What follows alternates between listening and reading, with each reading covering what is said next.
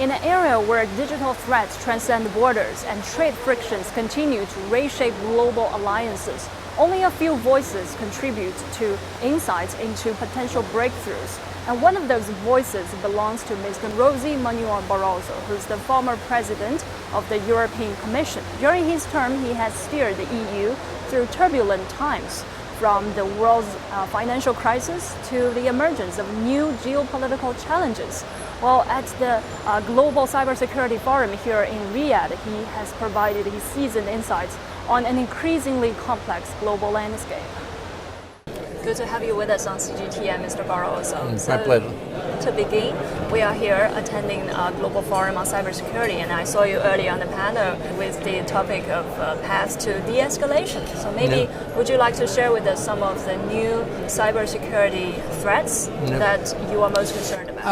I'm really concerned, and I was in the same forum last year. The reality is that cybercrime is increasing. Not only cybercrime is increasing because of the development of new tools, including technological tools, but also, to be honest, the geopolitical situation nowadays is more fragmented, more polarized than it was, let's say, 1, 2 or more years ago. We have a big power competition. We have in Europe a war. It's the first time we have a full-scale war after the Second World War in Europe. The situation here in the wider Middle East is becoming worse, and there has been escalation. So, to be honest, it's very difficult to separate cybersecurity from global security. And the geopolitical scenario is becoming increasingly difficult. What countries can do and should do is to prepare better for all kinds of cybersecurity threats. Organized crime, it's of course a threat, but also in terms of countries-to-countries relations. If you want to be honest, there are also some problems between the geopolitical poles we have today.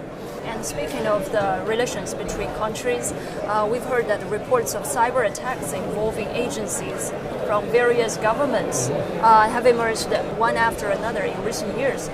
So do you think countries can really cooperate and collaborate in the way you just called for? No. And how do you see the competition versus cooperation in My opinion is that competition is unavoidable, cooperation is indispensable. If we want to be intellectually honest, we have to accept that competition between countries, let's be honest, between the United States and China, it's going to increase. I don't believe it's going down. At the same time, I think it's possible and it is desirable that we find some areas of cooperation. It's better to talk than to fight. I'm also chairman of Global Alliance for Vaccines, something I'm doing pro bono. And that's a good example. The virus does not stop at the borders. The virus of COVID-19 did not need a visa to travel. So in spite of different interests, it's important that we cooperate.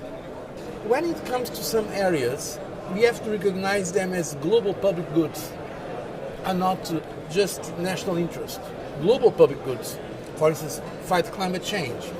So cybersecurity, I'm afraid, that is so much linked with national security matters that it's going to be more difficult to cooperate. But we should nevertheless make an effort to keep a dialogue even when we disagree. Sure.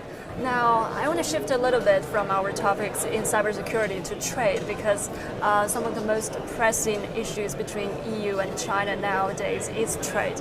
How would you characterize the EU-China relations in this realm? I hope that we keep trade open between China and Europe. At the same time, we have to recognize that there are issues and serious concerns on the European side in terms of subsidiization of, let's say, the industry in China. I don't think the Europeans are going to take the same kind of measures that the United States announced. I think it's going to be different. Having said that, if you want to be sincere, I think we have to be cautious. We have to recognize that the global political atmosphere is not making things easier. You know, during the time I was in the Commission, I was 10 years leading the European Union. I had 10 summits with China. And we were always trying to solve problems constructively. Sometimes we had disagreements, but it was overall a relationship of cooperation.